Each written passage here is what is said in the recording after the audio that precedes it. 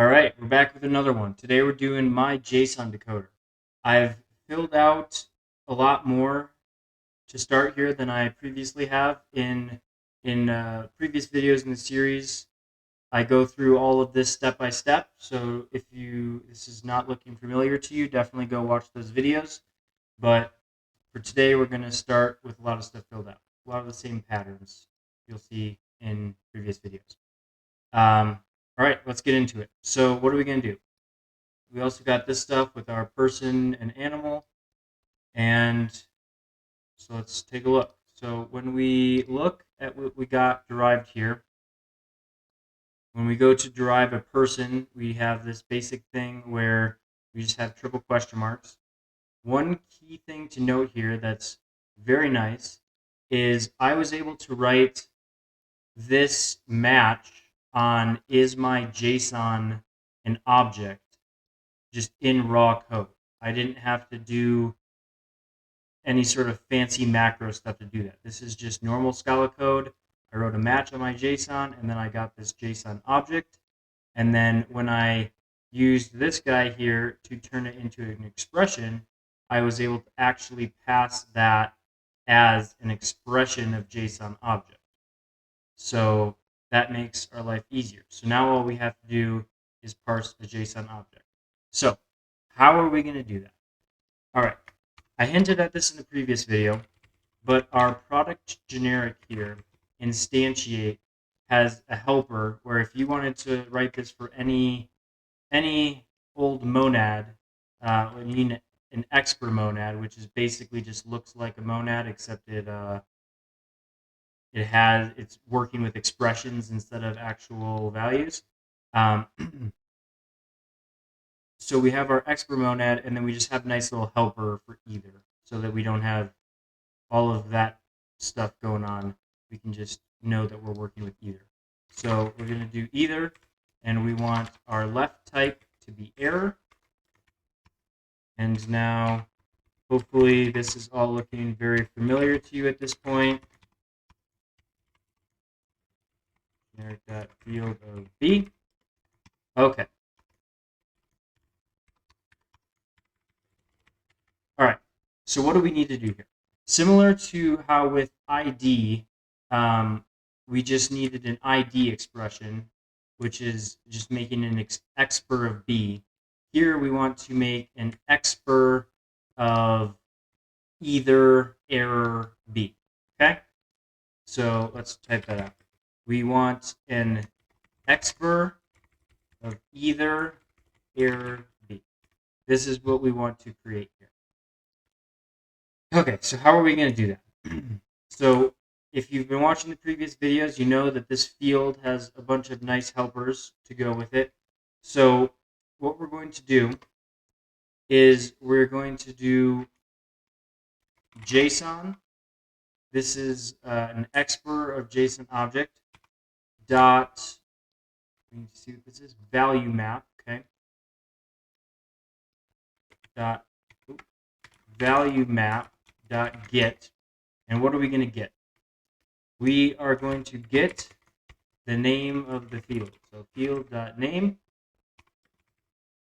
match some value none. All right. I think it's going to yell at me saying, yeah, I didn't make something nice enough. So let's try this. Let's do error missing. Got as left. Okay, now we got it. So we can see here that what it's essentially done is build us a big flat map chain of try and get first, and if we succeed, yada yada yada. Otherwise, flat map on that, and we get our A, A2, A3 are different parts of the person, and then, or this is like A is first name, A2 is last name, A3 is age, and so it's flat mapping through that, and at the end, we are able to use all of those, or we flat map, and on the last one we do a map, and then we have our person. Awesome. Let's actually parse the person. So this is going to be very simple here. All we need to do is do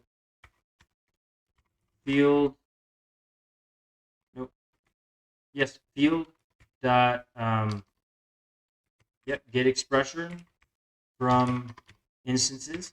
So now we're going to have the person, and we're going to decode JSON,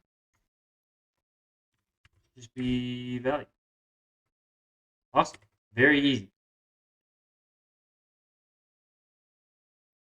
So you can see here, what we do is if there is a JSON for any given first, then we call instance first here, which we can see as a my JsonDecoder string, and then we call decode JSON on that.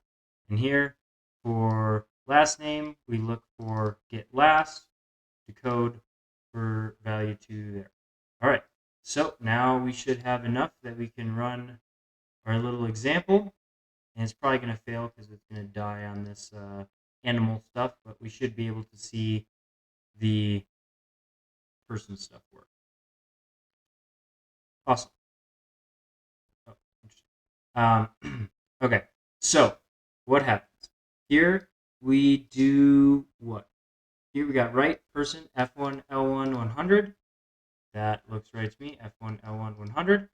Here we have F1 L1 none. Makes sense. And here we have an error of missing. If you've ever used a JSON decoder in Scala, you probably know what our little extension project is going to be to improve on that. But let's keep going for now and work on let's give some scope to these errors. I'm noticing here this left is missing. Left is missing. I have no clue what's missing. What field is missing? Nobody knows. Looks like we can do this to illustrate that. Let's add this guy back in. Here we have a missing. Ooh. Sure, let's call it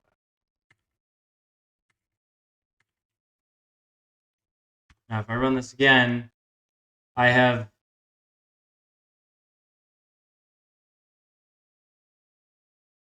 waiting. That's what I have. Okay, we have no clue. Are we missing a person? Are we missing an age? Or first name, last name, age? Nobody knows. So let's add some scope to these errors here. Let's see. We will do what? Now,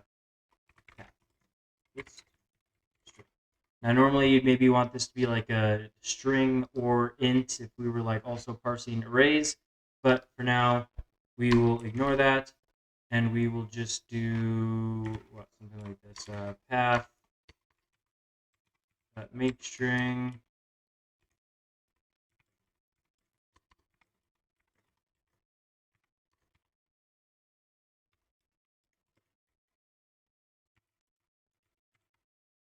Okay.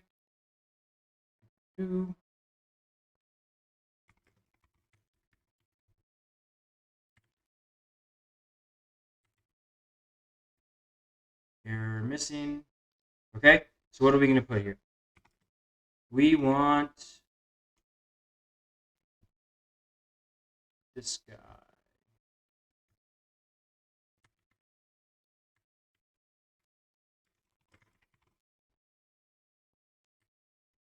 That should give us a good starting point. What else? Expected object. Nil.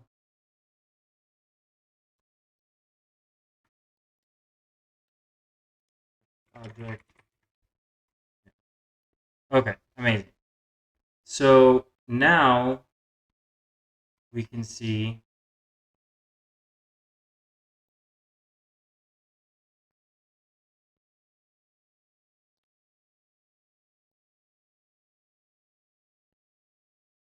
that here we have, age is missing. Now we can see last is missing. I'm sure that probably want to format that differently, but we're just doing this for learning purposes to make it easy. here this is kind of interesting. Age. We don't have any notion of the scope of our error. So how can we make that better? What we can do, maybe it's actually a nice little example here, is we could do like this. That.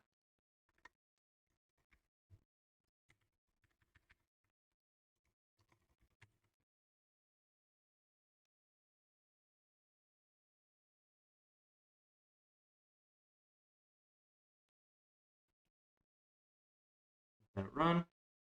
Okay. Here we have no expected string. We're not propagating the scope of our errors into the field. So let's do that.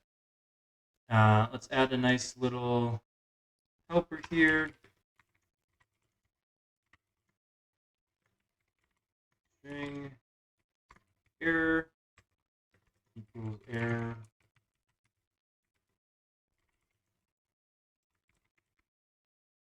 Okay, that should do that for us.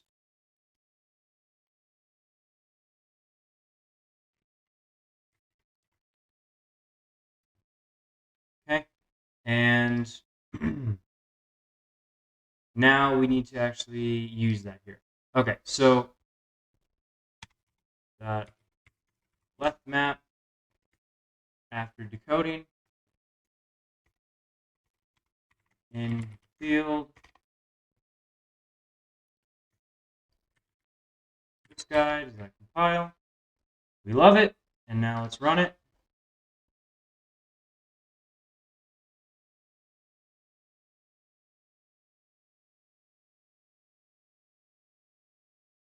Awesome. Now here we can see first expected string. Right, age last, and then here we can see that it's within person and then within that age. Awesome. So now we have nested. What am I doing? I lost my term. Oh no, it's right there. Okay. We have better errors here, but now let's get to that missing scenario here. This really in most canonical decoders, we expect this to parse as null, right? This should also parse to null. So what we can do is we can add this sort of def on missing option of A, and we'll just default it to none. Okay, and then in the case of an optional decoder,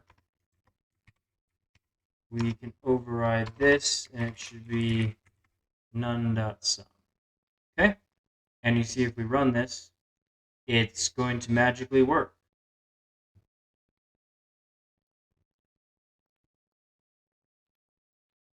I lied.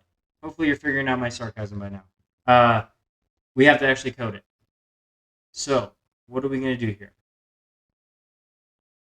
In the case that, what do we want to do? Here we want to get our expression. Dot, when I say on missing, and then this is going to be some value. It's none. So that is going to be like that. This is the error if we don't have a default, and if we do have the default, then we can do what? Value.asWrite. Amazing.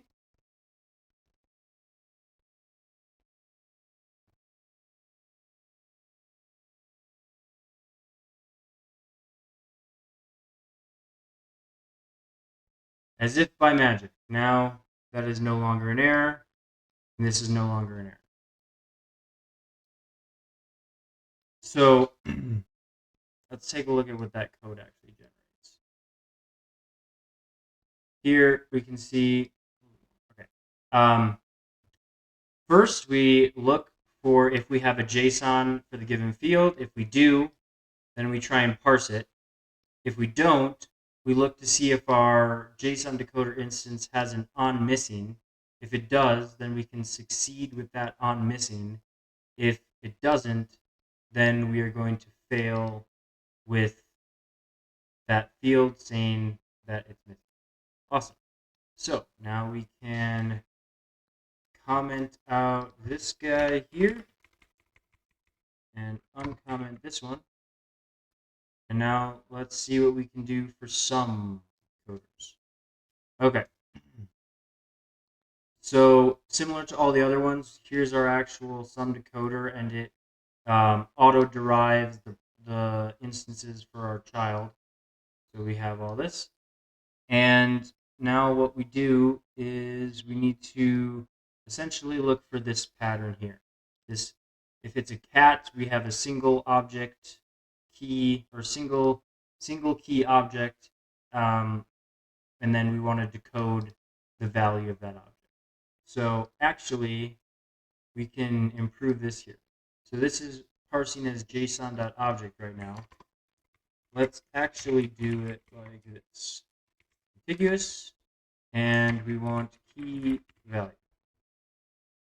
And then we can do like that, and we have this can be our value, and our key can be a string. And are we rolling with that? Oops, export string. Awesome. And we actually need something here to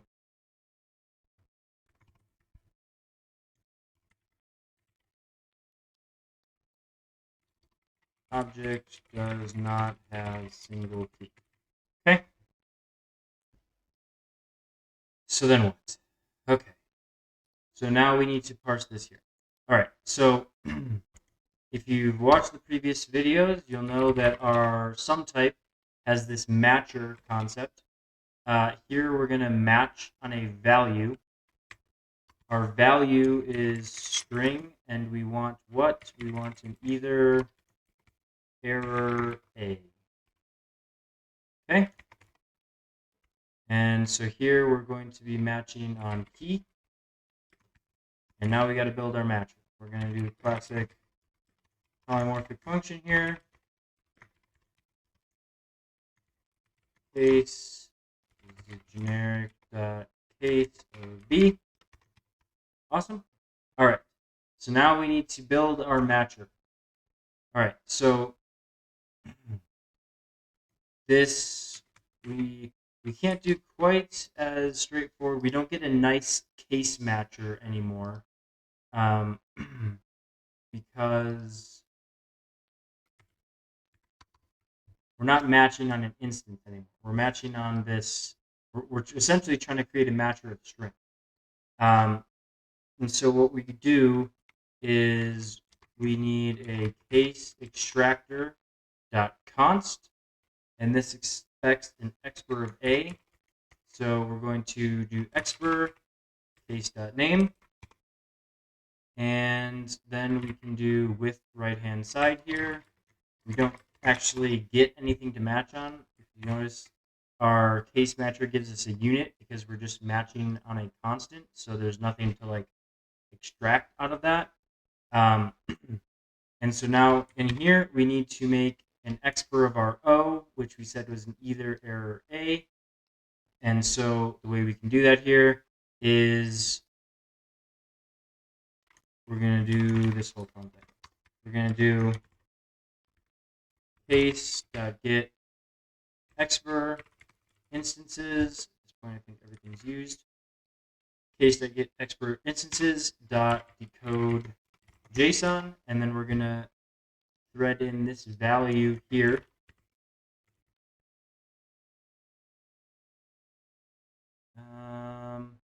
Do I need a? I do. I need a missing case. So here we're going to do error, invalid single object, or invalid key, we'll just say.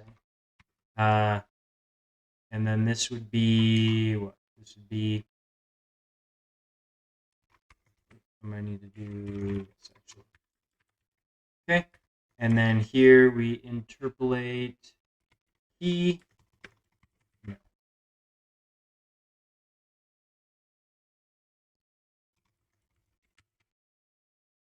Awesome. So let's see what that generated for us. You can see here, key, we're matching on this key, which is a string. If it says cat, then we decode instance cat of this value 7, which it looks like that's maybe an issue with the default printer, but this would be value 7, presumably, because these are all the same value 7. And it's kind of interesting how it's decided to do that. But yeah, this should work. Let's check it out.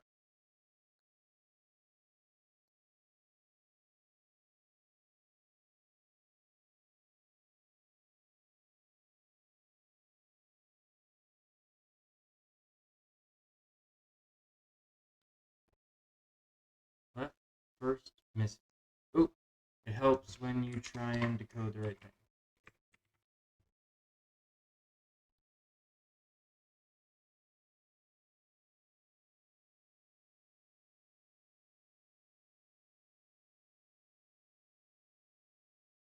Awesome. And if we did something like that, for example,